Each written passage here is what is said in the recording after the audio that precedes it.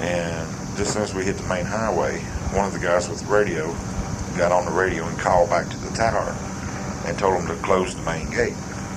Well, they acknowledged and they closed the main gate. So now we just left. We gone. We got the van, we got the radios, and all the guards are still tied up in a little room upstairs in the building. And the people up there waited about a half an hour before they let them go. So it gives us about a half-hour head start. And we shot straight down into North Carolina. And the first thing we did was ditch the van. We got rid of the van once we got far enough away. And we parked it by an old school, or not an old school, by some kind of elementary school or something. We just put it back in the bushes and left it there. And when we did that, we started walking. We just walked off, all six of us together. Well, now we separated right just a few minutes after that. Badar, or Derek Peterson, we called him Badar. Derek Peterson and Errol Clinton went their way together, and myself, two Crowley brothers, and Willie Jones went our way. We stayed together, and we walked down the road, down the old country road, and I guess we walked a good 10 miles before we finally found a vehicle. But what we were doing, we was going from house to house looking for a vehicle to see if we could find one with the keys in the car. Of course, by this time it was 1, 2 o'clock in the morning. And every time a car would come by, of course, we'd all hit the ditch. And we didn't find one. We found one car that had the keys in it. We turned the key on. You know how the dash lights will come on when you turn the key on? Well, we did that, and the lights came on, and we thought we had one. We pushed it out to the road and got in it, and then it wouldn't crank or nothing. And so we wound up having to push it right back where we found it, and we left it. But we had left one of the institutional radios in the car, and we didn't know it. Later, about 2 more miles down the road, we did find a pickup, Ford Ranger pickup, the one that we wound up taking. And it had just about a full tank of gas. And we found out later that the guy had just had it tuned up. So we got in that and we drove off, and once we hit the road, then we were good to go then. And just before daylight, we drove right back by Mecklenburg, the institution. I mean, right back by the road. We was just a few hundred yards from the prison. And that's something they would have never expected. And we saw all these cars and all these cop cars and everything all going up into the prison and everything. We just drove right on through them, kept right on going. We went to Petersburg and on up to Richmond. We even saw the penitentiary in Richmond, 500 Spring Street, which is no longer there. They tore it down. Then we went through the toll booths and headed towards Baltimore. And once we got out of Virginia, we stopped and went to this little place like a little Minute Mart, and got a 6-pack of beer and some food, some cigarettes. And that was the first beer I'd had in a long time, and buddy, it tasted good. It tasted real good. And by this, I mean, it was just real. It was just sinking in that we had actually got out. I mean, that we was on a high like you wouldn't believe, and it was all natural. I mean, we was excited and screaming and hollering, and we're just having a good time. And we drove all the way non-stop. We drove all the way to Philadelphia.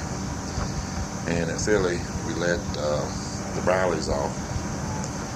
And they were supposed to have gone back to New York. We found out later they didn't, though.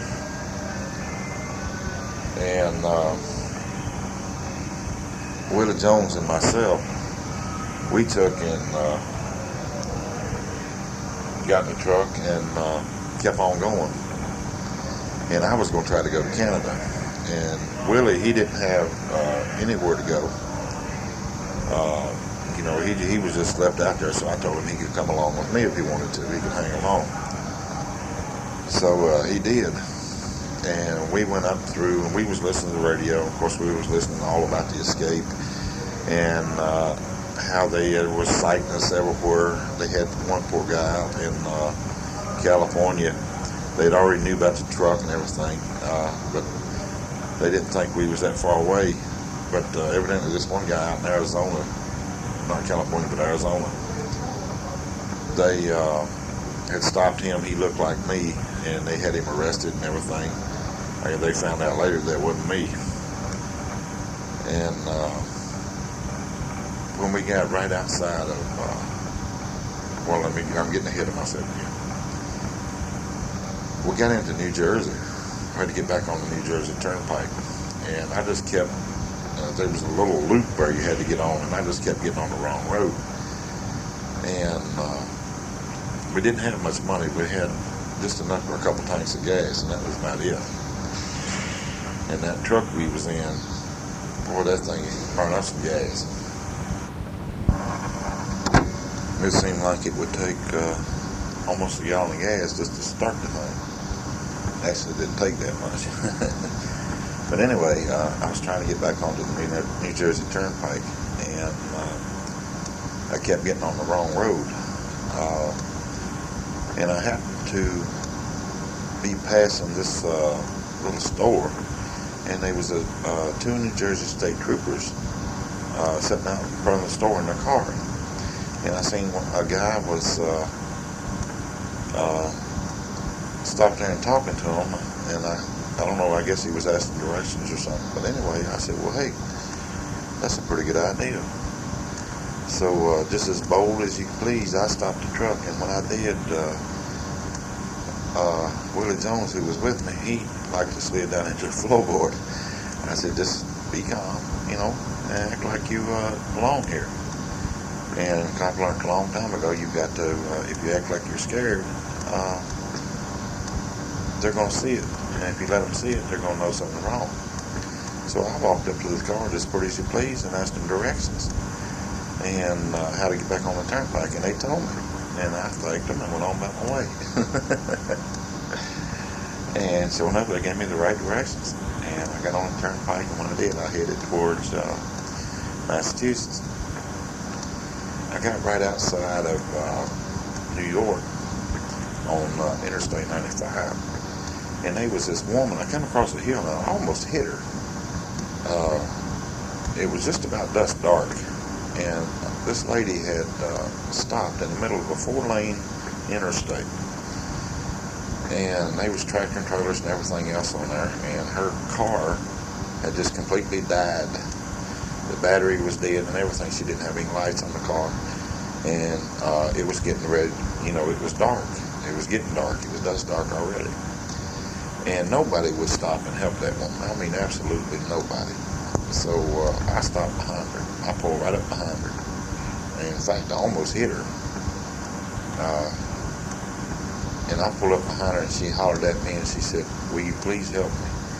I said, sure, I'll help you. And she said, well, just turn your flashers on. So get some lights on. I turned my flashers on, and so they could see, anybody coming over the hill could see us. And she said she had already called her husband for a wrecker to come and get the car and tow it away. And I stood there and I waited, and we waited for about a half hour. And I mean, it was scary because them big tractor trailers was coming right up behind us. Some of them slamming on brakes to keep from hitting us. And it was real dangerous there. I mean, we could have got hit any time. So anyway, he come with the wrecker. He pulled up in front, and he got it all hooked up, and they were getting ready to leave. And when they did, of course, I took off, and I didn't even wait to talk to her or nothing. I just went ahead and left, and just threw my hand up, and she was smiling and waving as I was going out of sight.